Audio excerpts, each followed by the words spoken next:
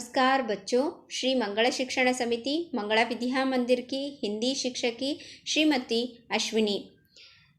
पिछले कक्षा में मोबाइल और टेलीफोन के बीच में क्या वार्तालाप हुआ था उसके बारे में जानकारी प्राप्त किए थे। अब आगे की कहानी इस प्रकार से है। पहले आप लोग अपना पुस्तक निकाल दिया ना बच्चों पुस्तक? तो पेज नंबर 65 निकालिए। यहाँ पर मैं शब्दार्थ दी हूँ, ध्यान दीजिए। अब पाठ शुरू करेंगे ना, बहुत ही मज़ेदार पाठ है।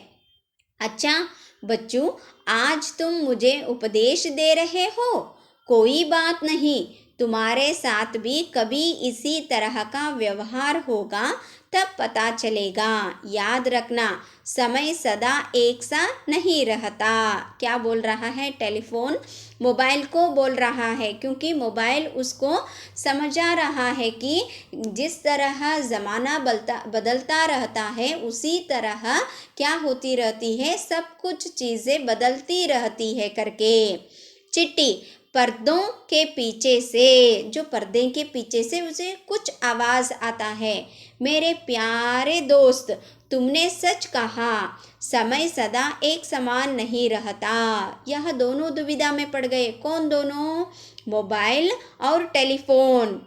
एक मीठी वह प्यारी सुरीली सी आवाज़ सुनकर दोनों चौंक उठे और अपने चारों ओर देखने लगे। किसका आवाज़ है करके। दोनों एक साथ, अरे यहाँ आवाज़ तो दादी के बक्से से आ रही है। बक्से मतलब बॉक्स। दोनों बक्सा खोलते हैं तो वहाँ पर पड़ी बहुत पुरानी चिट्ठी को देखकर चौंक जाते हैं। चौंकना मतलब आश्चर्य हो जाते हैं। यहाँ कहाँ से? बोल उठा करके। चिट्ठी, मेरे प्यारे ट्रिंग, जो स्थिति आज तुम्हारी है उसे मैंने भी भुगता है। वह मुझसे अलग नहीं है। जब तुम आए थे तब मुझे चिट्ठी लिखने वाला ही कोई नहीं था। अफसोस करते हुए, अफसोस मतलब उसे भी बुरा लगने लगा था। टेलीफोन, ओ कैसे? चिट्ठी, हाय क्या दिन थे जब मेरे अंदर गुलाब की पत्तियां रख कर प्रेमी प्रेमिका एक दूसरे को बेचते थे। बार बार मुझे चुमा जाता था। यदि मुझे पहुंचने में कुछ देर हो जाती थी तो लोगों की बेचैनी बढ़ जाती थी। देखो क्या ज़माना था। टेलीफोन और मोबाइल आने से पूर्व पत्र किस तरह लिखा जाता है। कुछ लोग तो बड़े सुंदरता से अपने अक्षरों को मोती जैसा लिखकर मुझे भेजा करते थे। क्या दिन थे। एक दिन भी वहाँ पर लेट करके पहुँच जाता तो वहाँ क्या बेचैनी से रहता था। पर तुम जब से आए हो तो लोग लिखना ही भूल गए हैं। ये तो सच बात है, लिखना ही भूल गए हैं। सब तुम पर ही गिटर पिटर करने लगे हैं, हर वक्त बातें करने लगे थे। मोबाइल दिलासा देते हुए, दिलासा मतलब तुम शांत रूप से रहो करके उसे सांत्वना देते हुए। चिट्ठी बहन, निराश मत हो, तुम निराश मत हो। ये तो समय का हेरा फेर है। सभी के दिन फिरते रहते हैं, सभी के दिन घूमते ही रहते हैं। नीचे रहने वाला ऊपर आता है, ऊपर रहने वाला नीचे आता है, इसी प्रकार चलता ही रहता है। चिट्ठी, यही तो मैं कहती हूँ भैया, तुम्हारे आने पर टेलीफोन बाई को दुख नहीं मानना चाहिए, बल्कि खुशी खुशी आपका स्वागत करना चाहिए। देखो चिट्ठी कितना समझदार बन गया है, क्योंकि उन्होंने भी उस समय का एहसास दिलाते हुए उन्होंने सीखा था। दुनिया में कुछ भी शाश्वत नहीं है, ये तो सच है, कुछ भी शाश्वत नहीं है। एक ना एक दिन पूरी तरीके से नाश होने वाला ही है। उसी तरह कौन व्यक्ति कब कहाँ पर जाए, कौन वस्तु कहाँ चले जाए, इसके बारे में कौन जाने। पता नहीं ये मानव जाति कल क्या नई कोश कर दे। देखो कोरोना के वजह से हमें पता नहीं था दूर शिक्षण किस तरह से होता है, किस तरह से वीडियो भेजा जा सकता है, लेकिन हम लोगों ने सीखा, आपने भी देखना सीखा और खुद वहाँ पर प्रयास करके लिखने की विधि को भी आपने सीखा। मोबाइल तुम सत्य कह रहे हो। अब जो नए मोबाइल की खोज की जा रही ही है उसमें बात करने वाले वहाँ सुनने वाले एक दूसरे को देख भी सकते हैं, वीडियो कॉलिंग कर सकते हैं, देख भी सकते हैं। पहले जब मोबाइल का आविष्कार हुआ था सिर्फ हम लोग बातचीत कर सकते थे टेलीफोन की तरह, क्योंकि टेलीफोन को एक जगह से दूसरी जगह ले जा नहीं सकते थे, लेकिन मोबाइल को ले जा सकते थे। हाँ, इसीलिए वहाँ नए आविष्कार बन गए। जब व्हाट्सअप आ गया तब वीडियो कॉलिंग करने लगे, तब आप अपने घर में रखकर, मैं आपके घर के रखकर एक दूसरे के साथ बात करने की विधि को हम लोग देख भी सकते हैं, बात भी कर भी सकते हैं। चिट्ठी मुस्कुराते हुए यानी कि हंसते हुए, इसलिए मैं तो यही कहती हूँ जो मिल जाए, जितना मिल जाए उसी में खुश रहना सीखो। कितना मिलता है उसी में हमें क्या करना चाहिए, खुशी रहनी चाहिए। मोबाइल और चिट्ठी की बातें सुनकर टेलीफोन ने अपनी स्थिति को समझा और मुस्कुराकर दोनों को गले लगा लिया। दोनों को गले लगा लिया, पुराना नए वाले को, क्योंकि ये बीच वाला था खुशी खुशी, लेकिन सत्य को समझने में उसे थोड़ा सा क्या हो गया, समय लग गया। जैसे ही गले मिले तो मोबाइल पर रिंगटोन बज उठी। जिंदगी एक हमसफर है सुहाना, यहाँ कल क्या हो किसने जाना।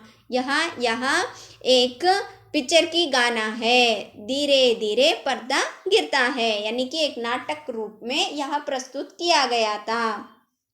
मंच पर नाटक करते समय अध्यापक की सहायता से टेलीफोन, मोबाइल, चिट्ठी के पहचान चिन्ह चार्ट बना ले। यहाँ हम लोग पिछले वर्ष किए थे, सबको याद रहा होगा। जब अभी 9वीं कक्षा के बच्चे हैं वहाँ एक टेलीफोन बनकर और एक पत्र बनकर उसके बारे में संबोधित किया था, आपके सामने प्रस्तुत किए गए थे। आप भी अपने घर में वह नाटक यानी कि पढ़ने वाले एक चीज़ को बनाकर आप लोग कोशिश करते रहिए। इस तरह आपको पढ़ने की विधि भी आ जाएगी और टेलीफोन, मोबाइल, पत्र के बारे में आपको जानकारी प्राप्त हो जाएगा। इस पाठ में आए हुए 2-3 वाक्य का उत्तर मैंने दिया है, ध्यान दीजिए। पर्दे के पीछे से चिट्ठी ने क्या कहा? पर्दे के पीछे से चिट्ठी ने, यो मेरे प्यारे दोस्त, यहाँ सब समय का पेर है। आज तुम्हारी बुरी हालत है, मेरी भी वैसी है। एक ज़माने में मैंने राज किया, पर आज मेरी कोई पूछ नहीं है, क्योंकि तुमने मेरी जगह ले ली। यह सब विधि की लीला है, तुम चिंता मत करो। दूसरा प्रश्न है, चिट्ठी ने मुस्कुराते हुए क्या कहा? चिट्ठी ने मुस्कुराते हुए टेलीफोन से यूं कहा, एक ज़माने में तुम्हारा सिक्का चला, किंतु अब मोबाइल का ज़माना चल रहा है। समय का फेर ऐसा ही होता है, तुम चिंता छोड़कर सुखी रहिए। करके 2 प्रश्न हैं, यह 2 प्रश्नों को आपको क्लास वर्क में लिखना है। अन्य लिंग रूप लिखिए, भाई बहन, बूढ़ा बुढ़िया, मालकिन मालिक। देखो बच्चों, यहाँ पर आपको एक काम करना है, मैंने लिंग दिया है, इसको बहुवचन में रूपांतरित करना है आपको। इसी तरह मैं यहाँ पर जोड़कर लिखिए करके दी हूँ, ध्यान दीजिए। हमारी कोई पूछ नहीं, इसमें हमारा क्या कसूर है? सदियों से तुम्हारा ही राज था, एक ना एक दिन यहाँ होना ही था। बात तुम्हारी बिल्कुल सच है। निम्नलिखित वाक्यों में क्रिया शब्द लिखिए। पिछले कक्षा में क्रिया क्या है करके मैंने बताया था, अंग्रेजी में इसे वर्ब कहते हैं। सब तुम्हें अपनी गुमते से लगाए सुने हैं। गुमते से मतलब अपने गले लगाए हैं। तुम क्या करोगे? क्या करोगे? करोगे यह क्या है? क्रिया, वर्ब है। चारों ओर तुम्हारी ही धूम मची हुई है। अपनी आवाज़ सुने मुझे महीनों बीत जाते हैं, मिट्टी मेरी सलोने मुख पर गिर जाए। इसी तरह आपको भी वाक्य बनाकर उसके नीचे क्रियापद अर्थात वर्ब के नीचे रेखांकित अंडरलाइन करना है। ध्यान रहे आपको क्या करना है, अन्य लिंग को बहुवचन में रूपांतरित करना है। उसी प्रकार यहाँ पर आपको क्या करनी है, वाक्य बनाकर उसके नीचे वर्ब कौन सा रहता है उसके नीचे रेखांकित करना है। इसी तरह मैं आपको गृह कार्य भी दी हूँ। एक वाक्य में उत्तर लिखिए, कन्नड़ में अनुवाद कीजिए। एक बार फिर से दोहराती हूँ। देखो बच्चों, आपको मोबाइल का एक मॉडल बनाकर अपने प्रोजेक्ट बुक में स्टिक करके और उसके बारे में लिखना है। यहाँ पर मैं दी हूँ लिंग को बहुवचन में रूपांतरित करना है और उसके साथ साथ आपको 5 वाक्य लिखकर उसमें रहने वाले वर्ब के नीचे अंडरलाइन करके मुझे भेजना है। ध्यान में रहिए, प्रोजेक्ट आपको भेजना है व्हाट्सएप में। आशा करती हूँ आज का विषय मोबाइल का बोलाबाला यह पाठ आपको समझ में आ गया है करके। धन्यवाद।